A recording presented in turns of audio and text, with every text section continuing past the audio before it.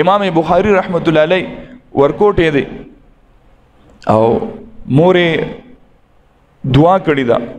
او منت یې منلې دی، اے الله که تا مال زوی راکو نو زه به د خپل زوی د قرآن او د حدیثو د خدمت لپاره وقف کومه.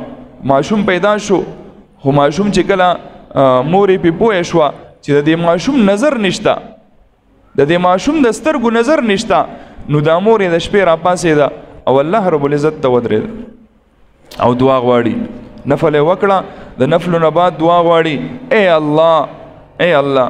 زما دا بچی تا مال را کړی دی،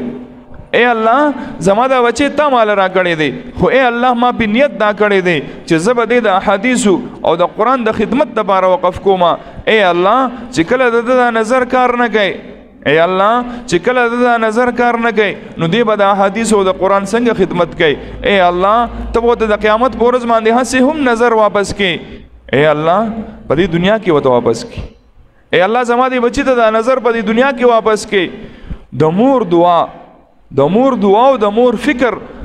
داسې فیصله وکړه چې سحر ماشوم راپاسې د سترګې وغړولې نو نظر یې ټیک ټاک. نو مور او پلار به د بچي دپاره